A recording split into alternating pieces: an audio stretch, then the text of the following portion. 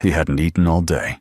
The night shift had drained him, and the diner's last plate of mashed potatoes sat warm in his hands. But just as he lifted his fork, a quiet voice broke the silence. "May I have your leftovers, sir?" He turned. A young woman, barefoot, holding a baby in a blanket too thin for winter. What happened next changed everything, not just for her, but for him. If you believe in second chances, quiet miracles, and the kind of love that finds us when we least expect it, you're in the right place. Subscribe and stay with us. Because this story, you won't want to miss a single word.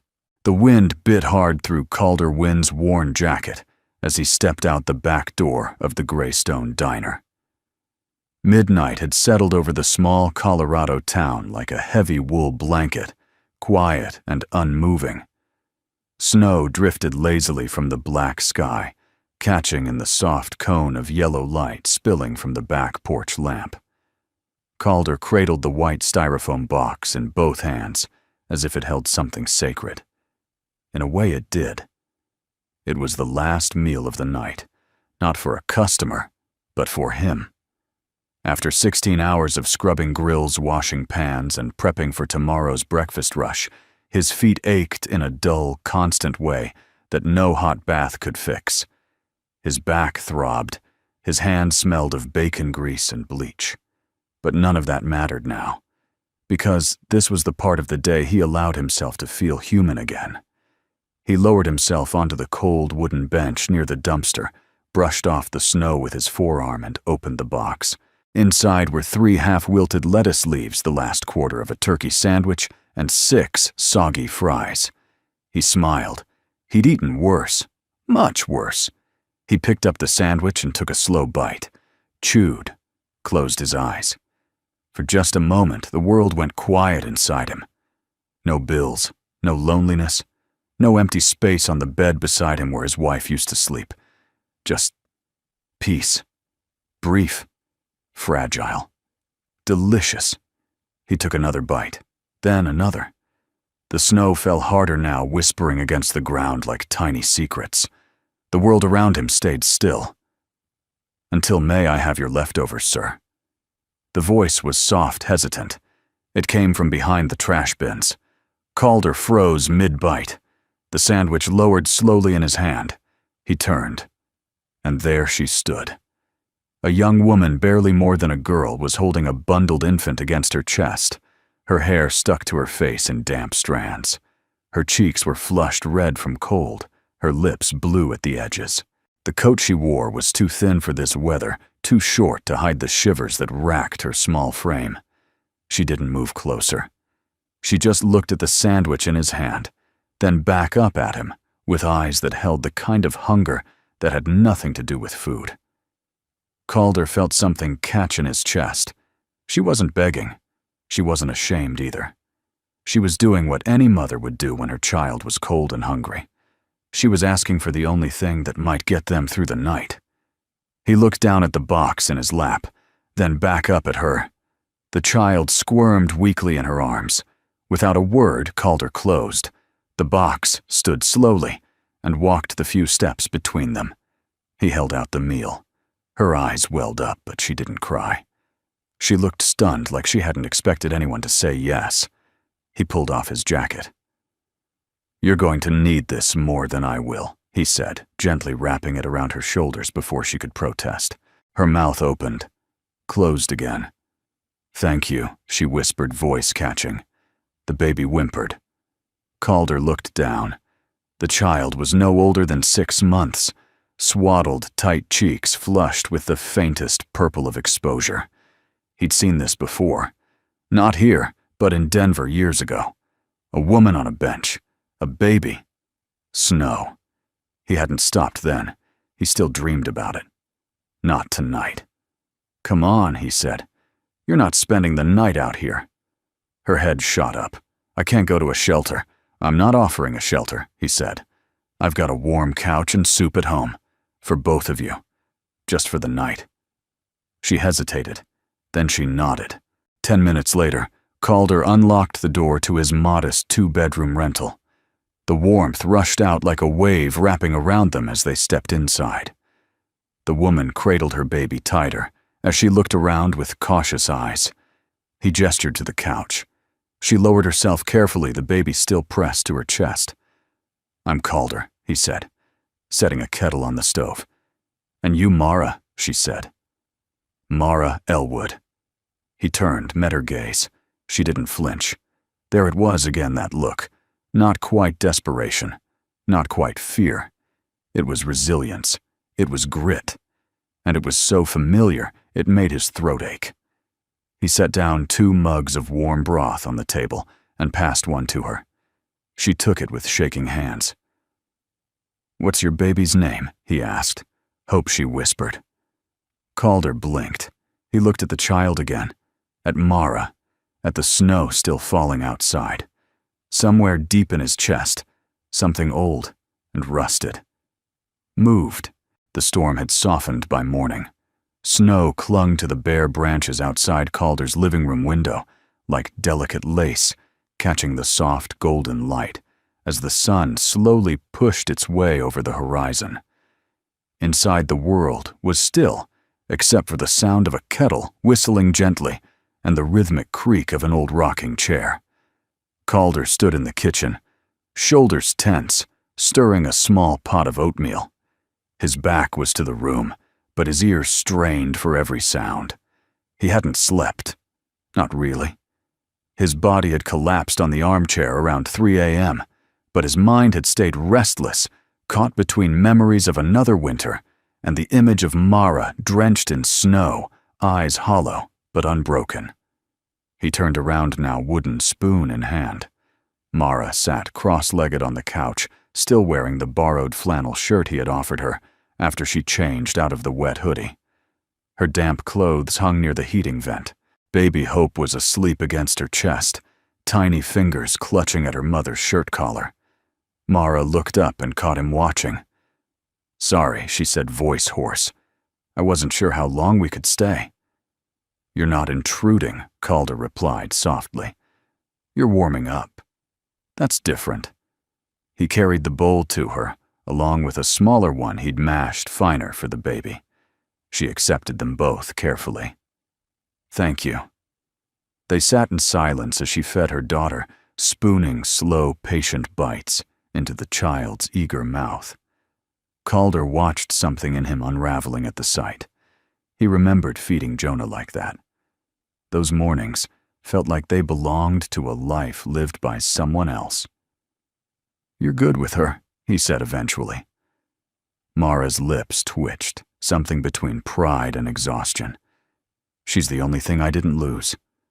Calder didn't ask for the list of what she had.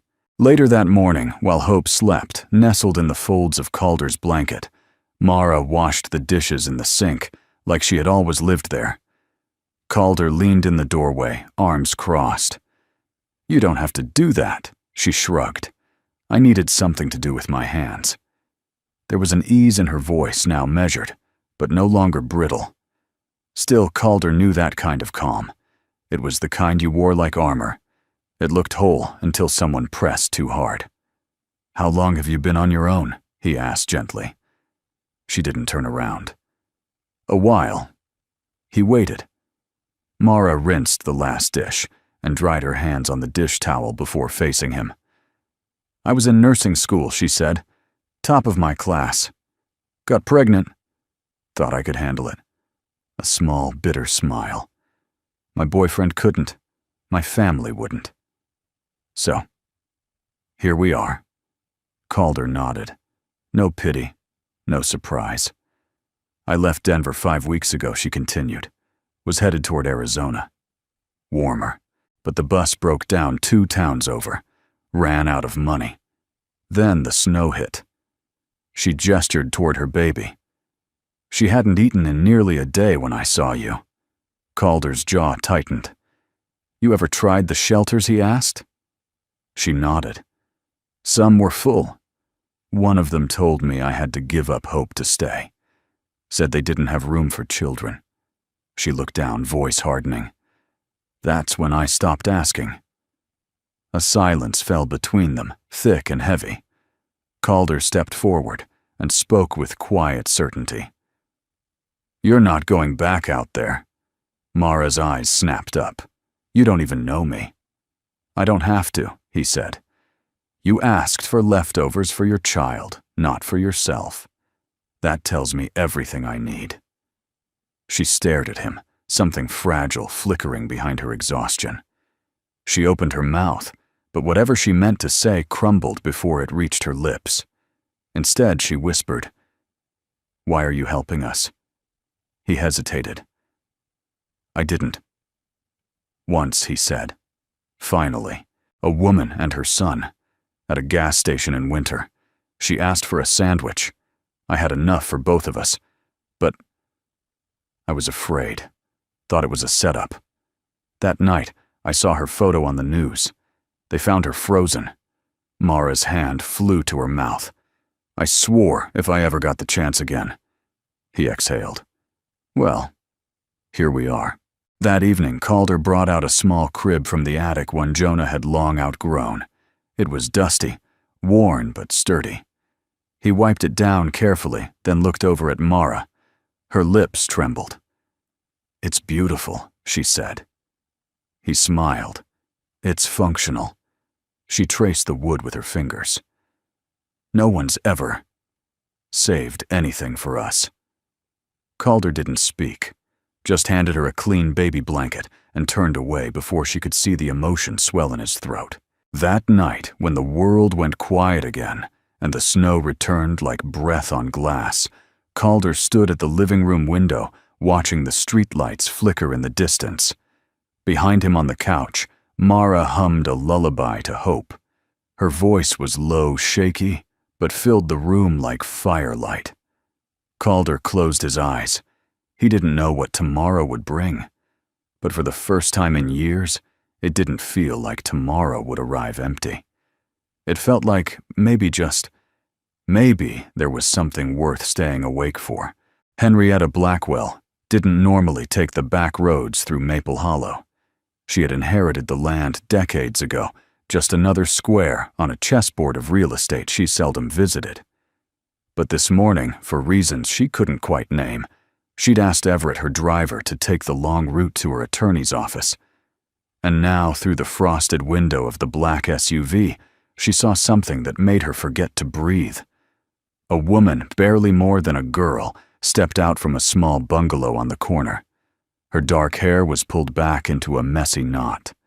A thick flannel shirt swallowed her small frame.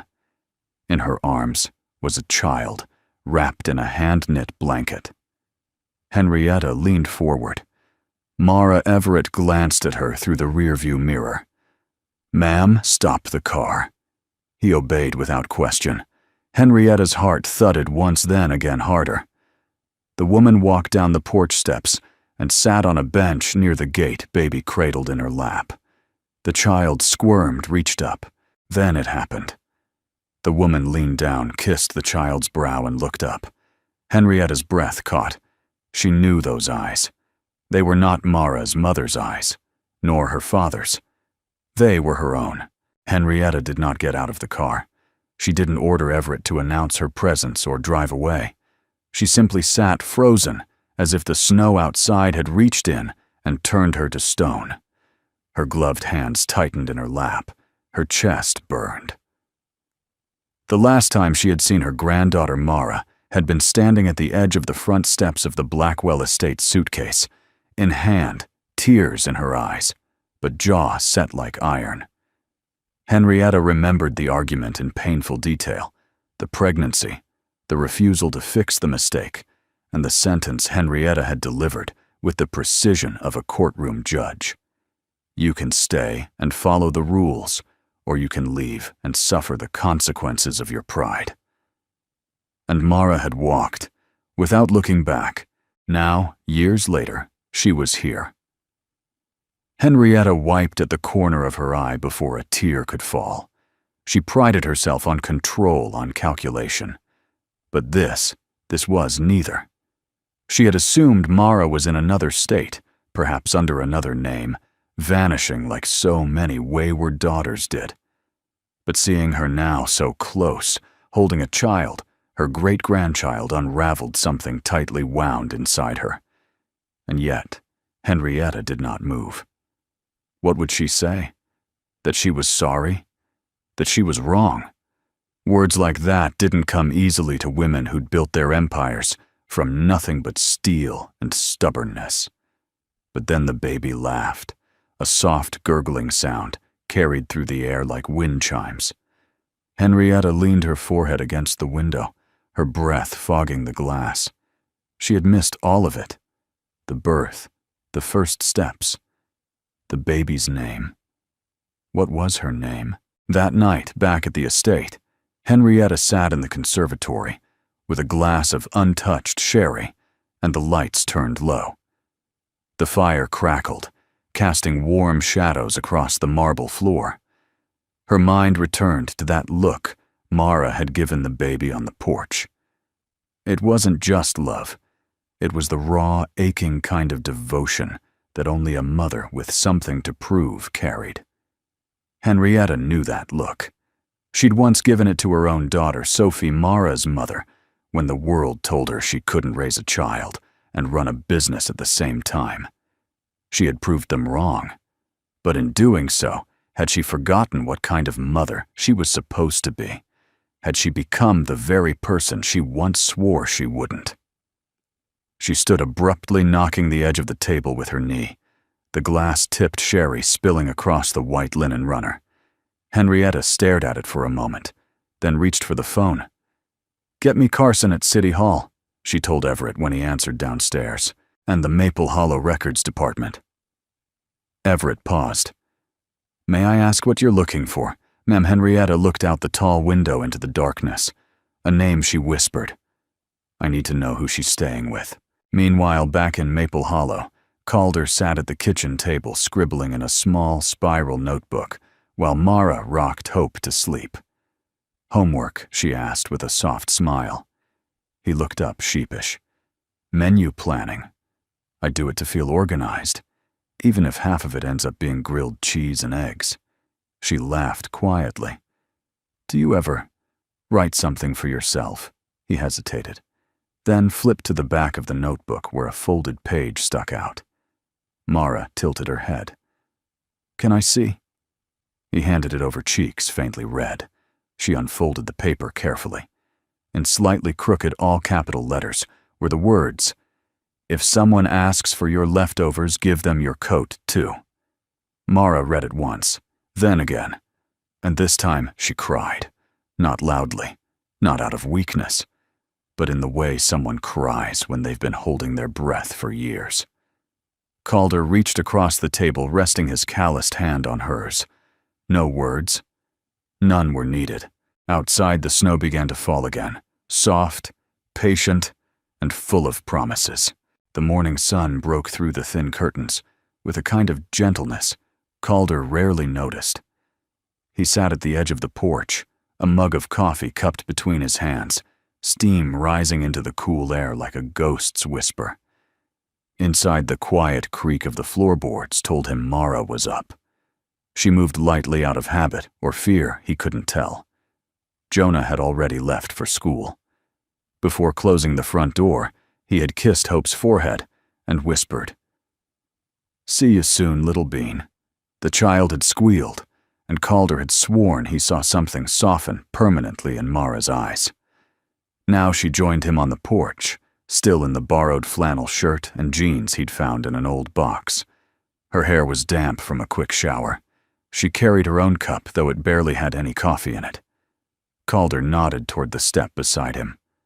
Mara sat. They sipped in silence. "I keep thinking," she said quietly, "how strange it is. To feel safe somewhere you don't know." Calder didn't respond at first.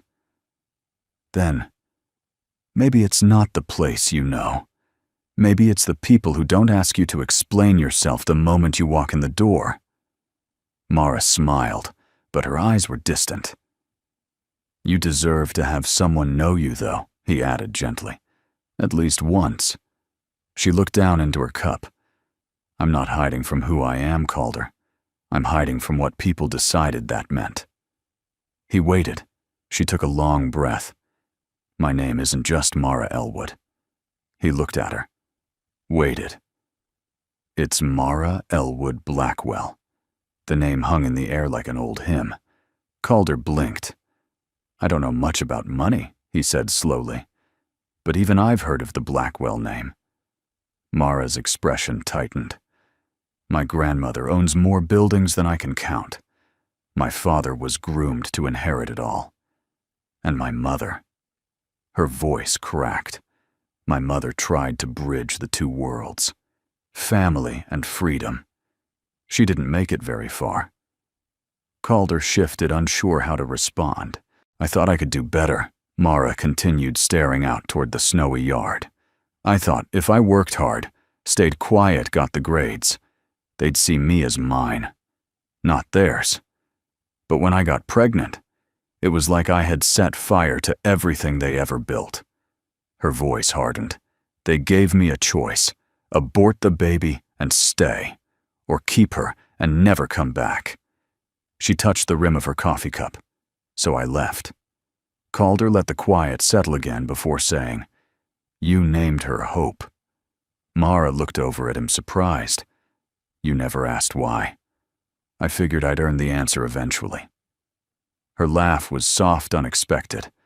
"I named her that because it was the only thing I still had the right to choose. Everything else, my school, my body, my future, had been taken or dictated. But her name, that was mine." Calder turned his mug in his hands. "I don't know what it cost you," he said, "but I know what you gained." "What?" "Your own story." Later that day, Mara folded Jonah's clean laundry while Hope napped in the old crib. Calder entered quietly, carrying a cardboard box marked "Tools. Keep." "I thought this might be useful," he said, setting it down. "Spare blankets, some of Jonah's old baby clothes. There's even a stuffed rabbit in there somewhere, if Hope's into existential comfort." Mara smiled, eyes soft. "You kept this hard to throw away the things that held him when I couldn't." She paused, fingers on a faded yellow onesie. "What happened to Jonah's mother?" she asked gently. Calder sat on the edge of the bed, his hands braced on his knees. "She was light," he said. "Everything about her. Laughed too loud, danced while cooking, swore like a trucker in traffic, but only when Jonah wasn't listening. Cancer doesn't care who it picks, though." Mara's breath caught. She was gone 6 weeks after the diagnosis. He was 4. I didn't even know how to separate his socks from his shirts back then. Mara sat beside him, the distance between them, shrinking not out of romance, not yet, but out of recognition. "You're a good father," she said. Calder looked at her. "I try to be the kind of man I'd want him to become." Mara nodded. "That's why I stayed," she whispered. "Last night, when you offered, it wasn't just the food or the couch. It was the way you looked at her. Like she mattered. Like she wasn't invisible." At dusk, Calder stepped outside to check the mailbox. Inside was an envelope addressed in elegant handwriting he didn't recognize. No return address. He opened it carefully. Inside was a note card. Ivory. Embossed. "I saw her today. You gave her your coat. You may not know who she is. But I do. Thank you for not looking away." H.B. Calder stared at the note. His breath hitched. Somewhere nearby, the past was stirring. And it had a name. The knock came just after noon. It wasn't the hurried knock of a neighbor or the uncertain tapping of someone selling solar panels. It was measured. Intentional. The kind of knock that assumed the door would open before it finished. Calder wiped his hands on a kitchen towel and glanced at Mara, who had frozen mid-step. Hope was asleep in the crib, her soft breathing barely audible under the faint sound of wind outside. They exchanged a look, silent, tense. Another knock. This time, softer. Almost deliberate. Calder opened the door. Henrietta Blackwell stood on the porch in a deep charcoal coat with a silk scarf knotted at her neck. Her silver hair was tucked into a perfectly tailored hat, her leather gloves pristine despite the muddy path up the walkway. She looked like a woman who didn't knock unless she had to. For a brief second, Calder wasn't sure who was more stunned, Henrietta seeing the inside of a world far humbler than hers, or Calder looking into the eyes of a woman who somehow commanded a room from a doorstep. "You're Calder Wynne?" she asked. He nodded. "I believe you received my note." He nodded again, then stepped aside. "Come in." Henrietta crossed the threshold as if it cost her something. Mara came into the room moments later, already pale. She stopped cold when she saw her grandmother. The silence stretched thin taut. Hope stirred in the crib. Henrietta turned toward the child but didn't move closer. "I didn't come here to reclaim anything," she said softly. "Only to understand what I let go." Mara crossed her arms over her chest. "You made your choice 3 years ago." Henrietta nodded, and it was the wrong one. Calder stayed still by the fireplace, letting the moment be theirs. Henrietta looked around the room. She didn't sneer, didn't flinch at the mismatched furniture, the old baseboards, the modest scent of soup simmering in the kitchen. Her eyes landed on something across the room, a wooden coat hook. Hanging from it was the flannel jacket Calder had wrapped around Mara on the night they met. She walked over, reached out gently, and touched the sleeve. "I saw this on her shoulders," Henrietta murmured before I saw her face. A stranger gave her warmth when her own family turned away. Mara blinked quickly. "What do you want?" Henrietta turned to her, and for once the hard edges in her voice softened. "I want to sit with you, to speak without lawyers or legacy between us." Mara didn't move, but she didn't say no. Calder stepped forward. "I'll make tea," he said, quietly leaving the room. In the next room, Calder set the kettle on and listened to the muted hum of 2 generations, confronting a fracture they both inherited. He didn't want to eavesdrop, but part of him couldn't help it. "I never stopped loving you," Henrietta said. "I just didn't know how to love you right." "You loved who you wanted me to be," Mara replied. "Not who I was." "You're right," Henrietta said, and her voice cracked like old wood. "And I've paid for it every day." There was a long pause. Calder could hear only the whistle beginning in the kettle. Then Mara asked, "Why now?" "Because I saw your eyes," Henrietta said. "And I saw my daughter's. Not in your face, but in how you looked at your daughter. And it broke me." The tea was poured, and Calder returned to find both women seated on opposite ends of the sofa. The space between them still brimmed with things unsaid, but something had shifted. Henrietta turned to him. "I want to help," she said. "Not control. Not erase. Just help." Calder leaned against the wall. How Henrietta opened her handbag and removed a folded paper. She passed it to Mara. "It's an offer. I'm funding a community kitchen in the southern part of town, run by women. For women. No questions, no conditions." Mara opened the paper. Her eyes scanned the first few lines. "You named it. The second plate." Henrietta nodded. "Because sometimes, that's all it takes. One more meal. One more chance." Mara looked up slowly. "You're doing this for me," Henrietta smiled faintly. "I'm doing it because I didn't the first time." When Henrietta stood to leave, she turned to Calder. "I owe you," she said, "for giving my granddaughter what I didn't." "I didn't give her anything," Calder replied. "I just didn't walk past her. That's more than most." Henrietta reached into her coat pocket and pulled out something wrapped in tissue paper. She placed it in Mara's hand. After she left, Mara unfolded it. Inside was a small silver rattle. "I gave this to my daughter the day she was born," Mara whispered. "I didn't even know she'd kept it." Hope stirred in the crib. The room went still. Calder looked at Mara. "What will you do?" She looked up at him, eyes full. I think I'll stay a little longer." The first time Jonah called her Mama, it wasn't in some dramatic moment of need. Wasn't whispered in the dark or sobbed during a nightmare. It came one quiet afternoon as he handed Mara a paper heart he'd folded from his math homework. "This is for you, Mama," he said, matter of fact, as though the name had always been hers. And then he turned around and ran outside to chase snowflakes with Hope, toddling behind the sleeves of her too-big jacket, flapping like wings. Mara stood in the doorway, the paper heart trembling in her hands. She didn't move for a long time. It had been nearly 2 weeks since Henrietta first walked through Calder's front door. 2 weeks since she sat across from Mara and said the word, sorry, in a way that meant she'd been practicing it for years.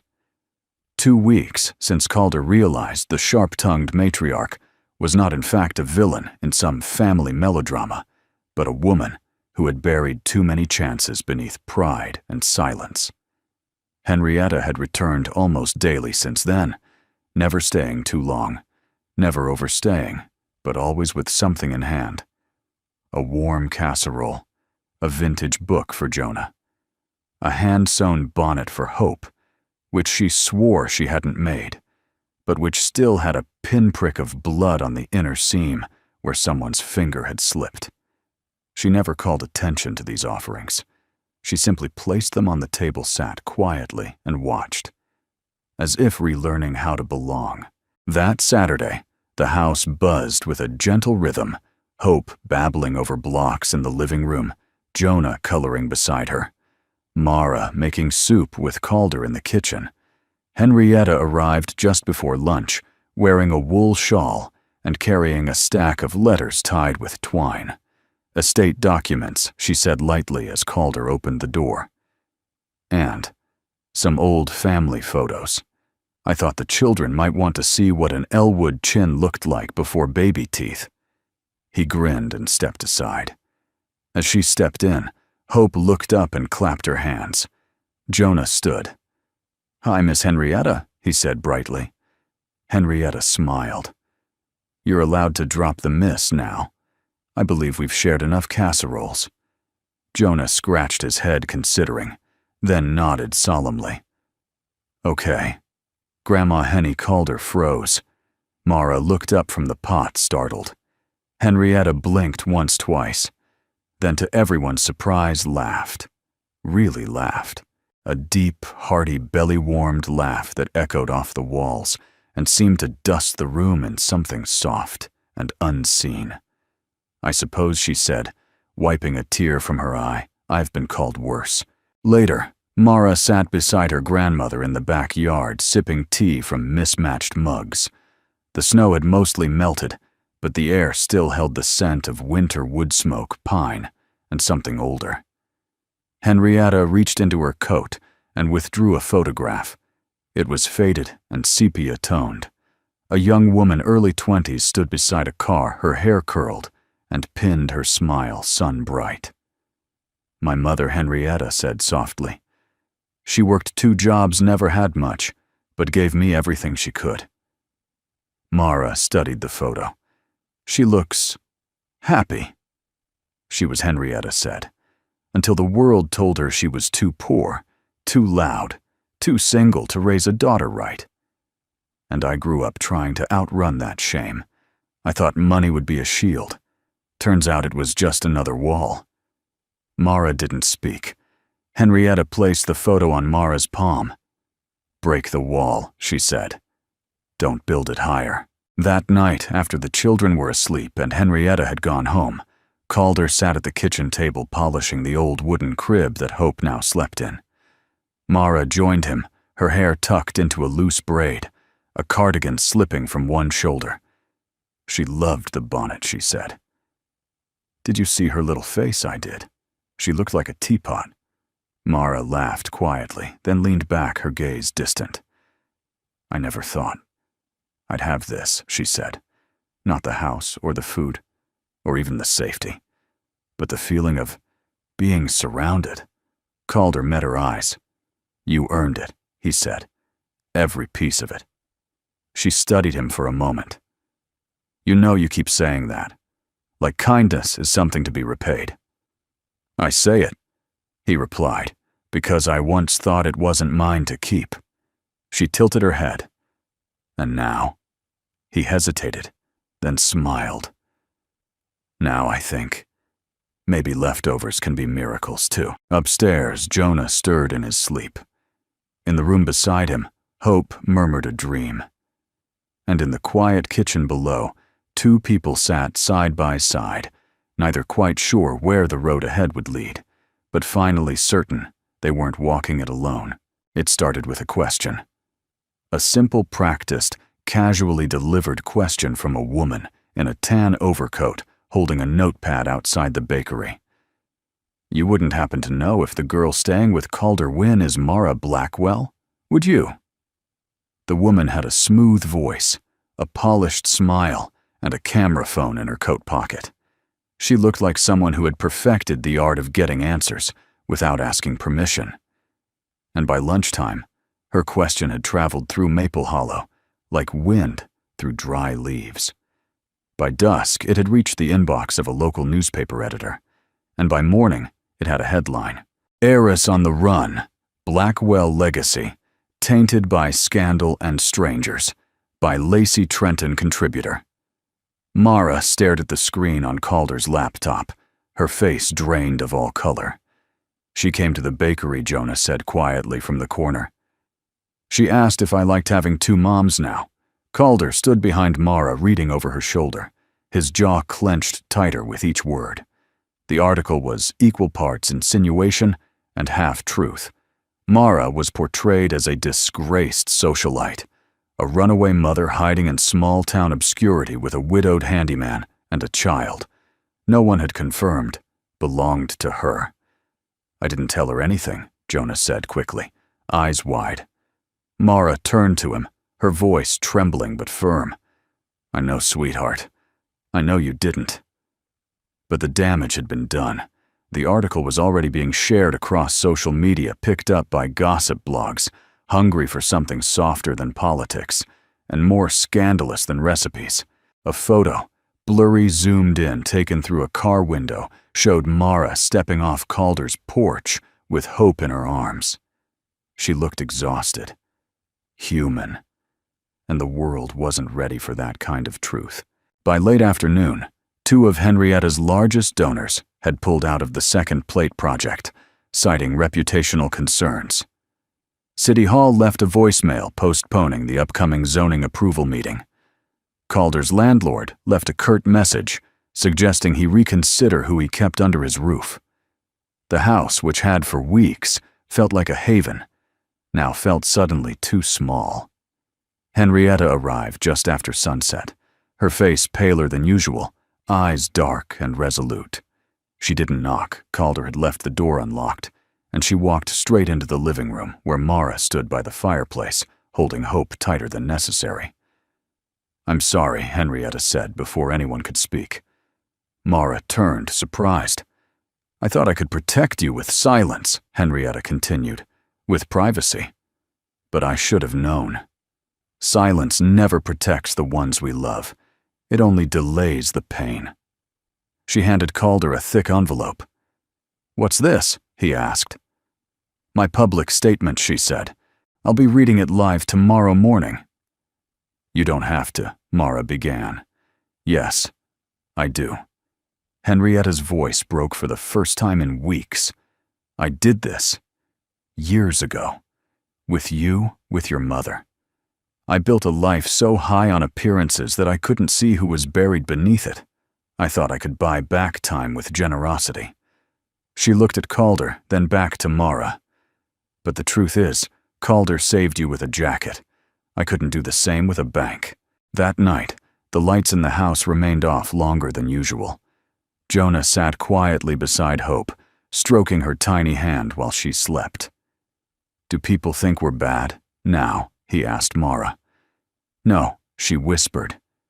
They just don't know the whole story. He nodded thoughtfully. Then maybe we should tell it. At 8:00 a.m., The community center's small auditorium was packed with local press staff and residents who had benefited from Henrietta's quiet philanthropy over the years. Calder stood at the back of the room with Mara beside him and Hope in her arms. Jonah held Calder's hand unusually still. Henrietta walked up to the podium, wearing the same shawl she had worn the first day she met her great-granddaughter. She didn't begin with an apology. She began with a memory. When my granddaughter left my house, I told myself it was her decision. But that was a lie. I gave her a choice between comfort and conscience. She chose her child. I chose my image. There was a murmur in the room. I have learned more about family in the past month than in the 50 years I spent building my name. I've learned that kindness is louder than reputation, that a shared meal is more powerful than any speech, and that a man with little to offer, but his heart saved 2 lives with a paper container and a coat. She paused. I am not stepping down from this project. I am expanding it. The second plate will open on time in more towns, with more names behind it. But it will forever carry one truth, that sometimes the person we overlook is the one who saves us. She looked out at the crowd and locked eyes with Mara. I am not hiding my granddaughter. I am thanking her. When the cameras cut, Henrietta stepped down shoulders straighter than they'd been in years. Mara walked toward her slowly.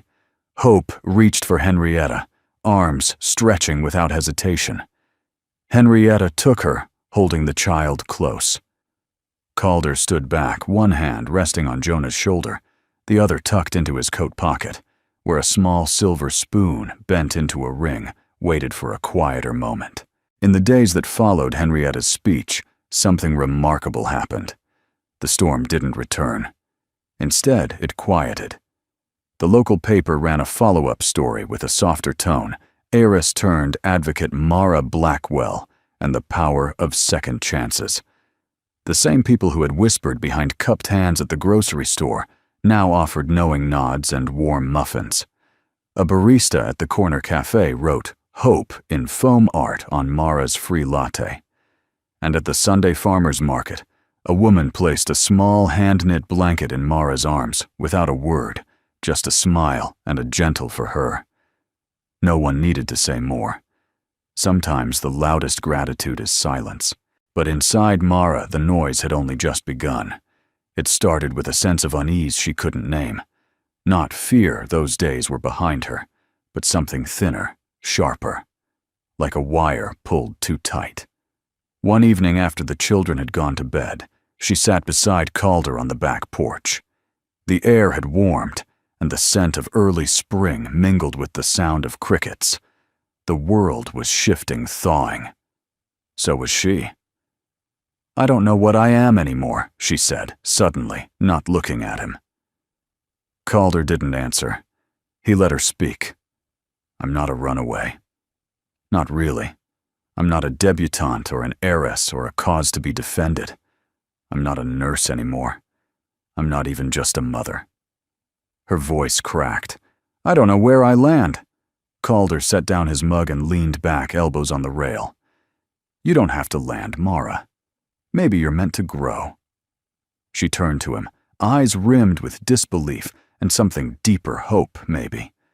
Or grief for the version of herself she never got to be. I don't know if I can stay, she said. In this house. In this town. With all of this love. I feel like I'm borrowing it. And one day, I'll have to return it. He reached for her hand, rough palm, meeting her trembling fingers. It's not borrowed, he said. It's given. She didn't pull away. Henrietta, for her part, remained steady, but she saw it too. That restless shadow in Mara's eyes. The way her shoulders never quite settled even in moments of joy. So she did what few grandmothers, with too much money and too many regrets, ever dared to do. She asked. They sat in the community center kitchen one morning, after Hope's checkup, folding linen napkins and planning for the opening gala. "Are you thinking of leaving?" Henrietta asked without ceremony. Mara didn't answer right away. "I'm thinking of what it means to stay." Henrietta nodded slowly. "May I tell you something I've never admitted to anyone?" Mara raised an eyebrow. "Of course." Henrietta looked at her hands, smoothing out a napkin already folded perfectly. "When I was your age, I got on a train to Chicago with $50 in my coat pocket, and no plan but survival. And I made it. But the truth is, I never stopped running. I just disguised the motion with meetings and mergers." She looked up. "The real courage isn't in leaving. It's in stopping long enough to let someone love the parts you think are unlovable." Mara blinked, and for a long moment neither of them spoke. Then Mara asked, "How do you know when you're ready?" Henrietta smiled faintly. "You won't. But someone else will." That night, Calder found Jonah sitting on the floor beside Hope's crib, carefully drawing her face in his sketch pad. It was an odd little portrait. Too many lines around the eyes, one ear bigger than the other, but it was unmistakably Hope. Smiling. "You're getting better," Calder said softly. Jonah shrugged. "She's easier to draw now. She laughs more." He looked up. "Is Miss Mara going to be our family forever?" Calder sat beside him. "I hope so," he said honestly. Jonah nodded, then added 2 stick figures next to the baby, one taller with long hair, one with scruffy hair and a crooked smile. "Then I'm drawing it just in case." The next morning Calder woke early. Too early. The sky outside was still dark, but he couldn't sleep. His chest buzzed with the kind of restlessness that had no name. He stood by the kitchen window watching the world hold its breath. Then he opened the junk drawer, pulled out the little box. Inside, the silver spoon bent into a ring. He turned it over in his hand. It wasn't perfect. The edges were rough, the shape slightly uneven. But it was made by him from something that once fed his child, now transformed into a promise. He had waited long enough, and she deserved to know that what had begun with leftovers could lead to a life where nothing was ever left over again. The sign over the door read, "The Second Plate," carved by hand, its edges slightly uneven, imperfect in the most honest way. It hung above the entrance of the newly renovated community kitchen, where the smell of fresh bread, slow-simmered stew, and hope clung to the air like steam on a winter window. Inside, laughter echoed against the tile walls, and sunlight spilled through the tall windows, illuminating every corner of a place that had once stood empty for nearly a decade. Now, it breathed again. Mara stood in the middle of the room, stunned by the life that had poured into it. Volunteers bustled behind the counter, a local choir hummed softly as they prepared for their afternoon set. And Henrietta, dressed in pale blue with pearls that shimmered in the sun, greeted each guest like she'd been hosting soup kitchens her entire life. It didn't feel like a launch. It felt like a homecoming. Calder arrived an hour later, dressed in a navy shirt that had somehow survived years of grease and toddler fingerprints.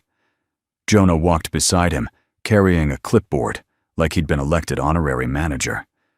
Hope squealed the moment she saw Calder lifting her arms toward him from where she sat on Mara's hip.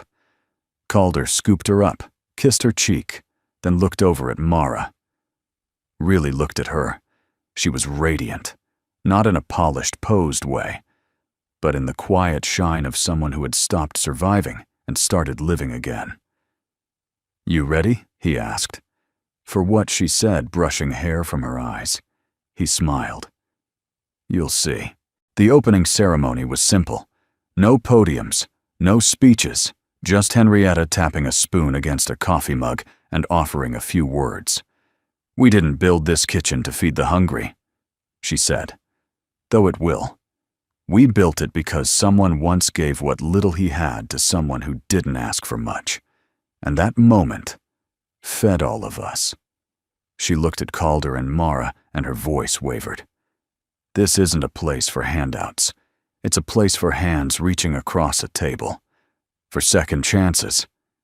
and third, and however many it takes to remind someone they're worth sitting down for. Applause filled the room, soft and steady. Then came the music, the clatter of plates, the hum of togetherness. And quietly, in the center of it all, Calder reached into his pocket. "Mara," he said. She turned, wiping her hands on a dish towel. He held out the tiny box. She blinked. "What's this?" Calder opened it. Inside, the silver spoon ring, smoothed by time, and shaped into something whole. Mara stared, breath caught somewhere between a laugh and a sob. "It's not fancy," he said quickly. "I'm no jeweler. But it's ours. It's the spoon I was going to finish dinner with that night, before you walked up and asked me for it." She didn't speak, only stared at him, hand to her mouth. "You didn't take my meal, Mara," he said gently. "You gave me back my table." He knelt, not dramatic, not rehearsed, just steady. Jonah watched from across the room, smiling like someone who already knew the answer. "Will you marry me?" Calder asked. "Not because we're supposed to, not because of Hope or Jonah or even Henrietta, just because this is the first time in my life I've seen the future and wanted to run toward it." Mara dropped to her knees before he could finish. She kissed him there, in the middle of the kitchen. They helped build with flour, still on her shirt, and tears in her eyes. "Yes," she whispered. "Yes." 100 times. The room around them didn't quiet. It didn't need to. The joy rippled outward in glances and hugs and nods from people who had come hungry and stayed for something more nourishing. Later that evening, after the last loaf had been wrapped and the tables wiped clean, the four of them sat on the back steps of the second plate. Calder held Hope, who had fallen asleep with a bread crust in one hand. Mara leaned against him, tired and glowing. Henrietta sat beside Jonah, who showed her a drawing he'd made the four of them stick figures holding hands with home, written across the top in crooked capital letters. "I used to think home was a big house," Jonah said, "but this one's better, because this one came with a kitchen." Henrietta didn't reply. She only reached for his hand. Mara looked out at the parking lot. A few porch lights blinked on in the distance. The stars began to appear one by one, as if the sky itself were celebrating the people who had chosen love over legacy. "Do you think it'll last?" she asked softly. Calder didn't hesitate. "It already has." The evening before the wedding arrived with a kind of hush that felt sacred. The second plate had closed early. The chairs were stacked, the counters wiped, and the air still held the scent of nutmeg and rosemary from Henrietta's celebratory muffins. But the kitchen for once was silent. Mara sat at the edge of the porch in a soft cream sweater, her hands curled around a mug of chamomile tea. The moon was just a sliver above the rooftops. Her dress hung inside, covered in a cloth bag she refused to unzip until the morning. Hope had gone down early, exhausted from chasing bubbles in the churchyard. Jonah was upstairs in Henrietta's guest room, still too wired to sleep but trying his best. And Calder hadn't come out of the workshop. It wasn't worry that kept Mara awake. It was something older, something quieter. It was the question, how did we get here? Inside the small barn that doubled as a woodworking space, Calder stood barefoot, running his thumb across the smooth edge of the wooden cradle he'd just finished. He had spent the last 3 nights sanding every corner, lining the inside with flannel, and engraving a small inscription beneath the curved headboard. It read, "For Hope, who gave us hers." He hadn't told Mara. He wanted it to be a wedding gift, not because of what it was, but because of what it meant that he was ready to build something lasting, something gentle. But tonight, as he looked at the cradle, a flicker of fear rose in his chest. He had nothing to offer her but himself. No retirement savings, no house with a yard, no vacations to the coast, only the smell of cedar, and a second-hand truck, and a pair of tired hands that had once served food he couldn't afford to eat. What if she woke up tomorrow and realized he wasn't enough? He came out an hour later, his boots tied loosely, his hair messy, and his heart louder than it had been in weeks. Mara was still there, now lying back on a folded blanket, eyes half closed, a little smile playing at the corner of her mouth. "You building a church out there?" she murmured. "Just a cradle," he said, easing down beside her. She turned to face him. "You okay?" He nodded, but it wasn't convincing. Mara sat up, cross-legged. "Tell me." Calder rubbed his palms together. "I've been trying to figure out how to say this without sounding like I'm backing out." "You're not." He looked at her. How do you know she reached for his hands? "Because people who back out don't build cradles in the dark." He smiled faintly, but she saw the weight in his eyes. "I keep thinking," he began. "What if you realize I'm just some guy with calloused hands and a toolbox full of half-fixes I already know," that she said softly. He blinked. "And I'm still here." They sat in silence for a while, the kind that didn't need to be filled. Then she added, "You're not the leftovers, Calder. You're the one who gave the second plate." Her voice cracked a little, and she didn't look away. "I've never had anyone choose me like that, with empty pockets, with no promise of gain, just because you saw a mother with her child and thought she shouldn't eat alone tonight." Calder's throat tightened. "I didn't choose you because I was desperate," she said. "I chose you because you were the only man who looked at me and my daughter like we were already family." She leaned forward and touched her forehead to his. "And I'm not scared of tomorrow," she whispered. "I'm scared of not waking up next to you the day after." In the quiet that followed, a gentle breeze rustled through the trees, carrying the sounds of distant frogs and the occasional creak of porch wood under the weight of time. Calder pulled her close, resting his chin against her temple. "I didn't think people like us got to end up like this," he admitted. She smiled against his shoulder. "Maybe we don't. Maybe we start again like this." That night they didn't sleep much, but not because of worry. They stayed up naming what they loved about each other. His patience, her fire, the way hope made them both softer. The sound of Jonah's laugh echoing through the kitchen. The way Henrietta made every goodbye feel like a promise to return. They talked about slow things growing herbs on the windowsill, teaching Hope to ride a bike, whether or not to get a dog, what they'd do with the extra room upstairs. And by the time the sky turned gray and the first bird sang, Calder knew he wasn't just marrying Mara. He was marrying every hard day that had led them here. Every no that made space for this yes. When he finally climbed into bed beside a half-sleeping Jonah, the boy rolled over and mumbled, "You nervous, Dad?"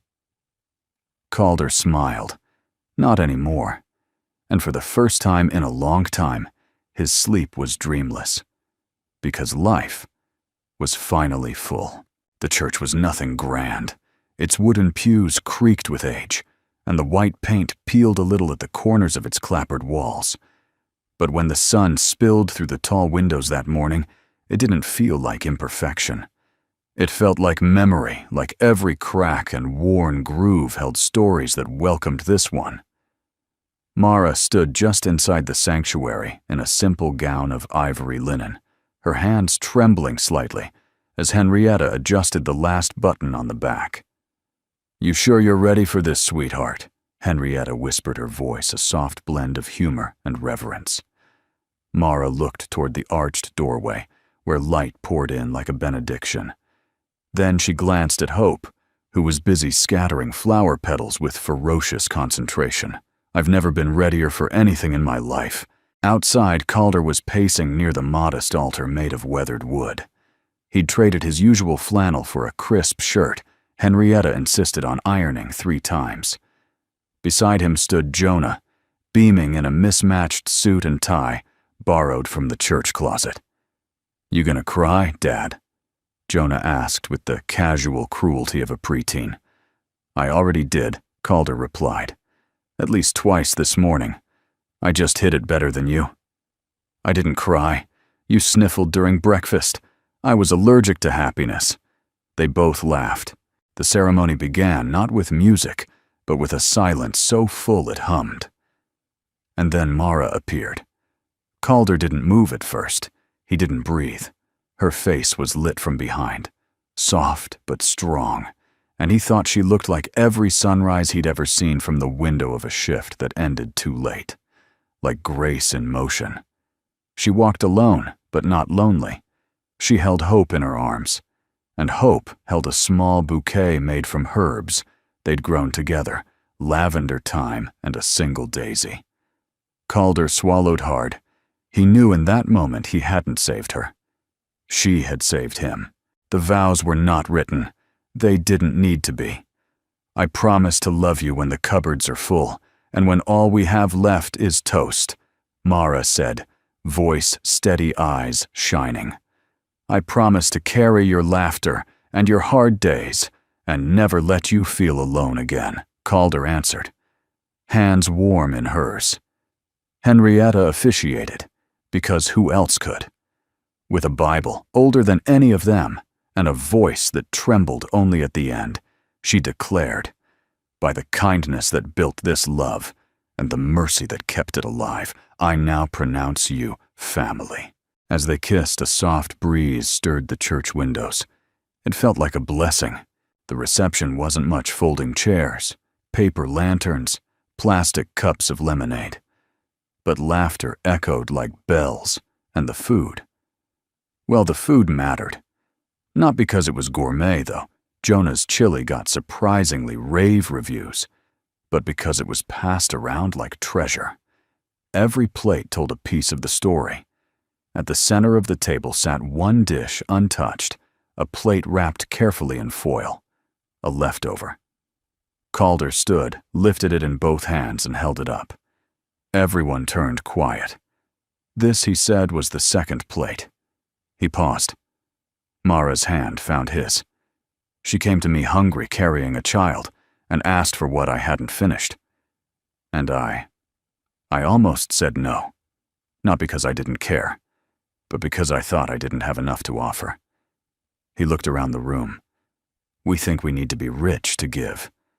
But the truth is, the richest moment of my life came from sharing something I barely had. His voice caught. So we're keeping this plate. We'll wrap it, refrigerate it, and tell Hope what it means when she's old enough to understand. He looked at his daughter. It means you always give, even when it's not perfect. Because sometimes, that's when miracles happen. Later that night, long after the guests had gone, Calder and Mara stood in the kitchen, barefoot, watching Hope dance with Jonah's old headphones on. Henrietta was dozing on the porch. The lights twinkled overhead. The house smelled like cinnamon and old stories. Calder turned to Mara. You think we'll be okay? She smiled and leaned her head against his shoulder. Calder, she said softly. We already are. Sometimes it's the smallest acts, like sharing what little we have, that end up changing everything. If this story touched your heart, even just a little, we'd love to know. Where are you watching from today? Drop your city or state in the comments. We read every single one. And if you believe the world needs more stories like this, consider subscribing. Not just to support the channel, but to keep kindness, hope, and healing flowing one story at a time. From the bottom of our hearts, thank you for spending your time with us. We're honored to share this moment with you.